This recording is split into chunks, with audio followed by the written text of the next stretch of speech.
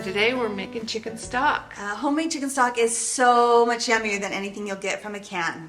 Don't get me wrong, I love cans for their convenience and we use it in a lot of our recipes, but when you're making something special where like that flavor, like a chicken noodle soup, the homemade is the way to go. I'm Barbara. I'm Jen. And we're pressure cooking today. Yeah. So it's really easy to put together. You just have your whole chicken. Right. So we're going to put the chicken in, and then we're going to put the aromatics around it. That way, depending on the size of your chicken, you'll know how much water to put. We're using an 8-quart today, so we can easily fit in 8 cups of water. So I like to use onions that are unpeeled. The peels help add a nice golden color to it, and we've got some fresh parsley we'll add in, and 3 sprigs of thyme, some carrots and celery. It really adds a lot of flavor to your stock. Notice they're not like finely chopped. You don't have to spend your time chopping up fine. Just kind of hack them into what, 2-3 inch pieces? Yeah, just roughly chop them and get them in there. Do you want the... Yeah, and then we're going to add 1 bay leaf. These were kind of small, so I'll just throw in 2. We've got some garlic there and some peppercorns. We're not going to add any salt, so after you cook your stock, you're going to have to salt it. And I'm always surprised how much salt you need if you're making like a chicken noodle soup. Canned soup has a lot of salt in it, but we're not going to add it, and you can just add it later to taste. Right, yep. Now we've got our 8 cups of water. I'm going to pour it in without spilling. Mostly without spilling. I think 99%. Yeah, that's good.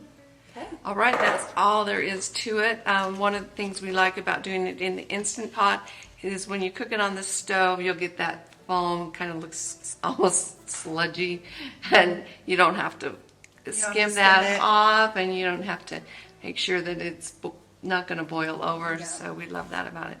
So we'll lock the lid in place. I'm just checking to make sure we got our lid all the way. The silicone ring in place.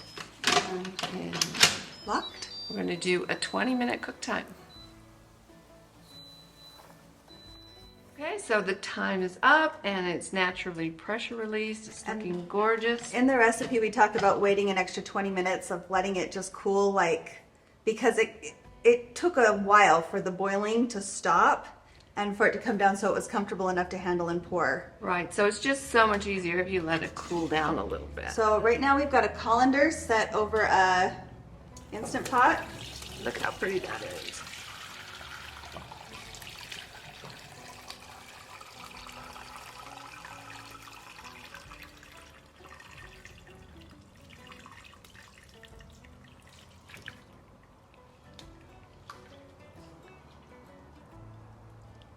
Okay. So important to make sure that your colander is over a pot. We've had stories of readers who have done it in their sink and they didn't put a pot under their colander. They were just going quick and they put it in the sink and then they... Right. It's not like when you're draining pasta where you want to drain away the water. You want to save this beautiful stock that you've created. So, and it can be any pot you want. We just happen to have 2 of the Instant Pot pots, so it's easy for us to drain it in there, and then we'll pour it through a strainer. Yeah, so see how there's a little bit of fat on the top there? If you want to get rid of that, you can actually let this cool to room temperature and then refrigerate it overnight, and then when the fat is cold, it's easy just to skim off the top. So much easier when it's cold and cooled. But there's not a ton in that, so it's really up to you. And I think we'll just go ahead and make chicken soup with that, and that'll be our next recipe. Yep, so we'll have that video posted as well. So we'll put a link to the video in the description. We'll put a link to the stock recipe in the description. It's super easy. Leave us a comment. Let us know what you think. Be sure to like and subscribe.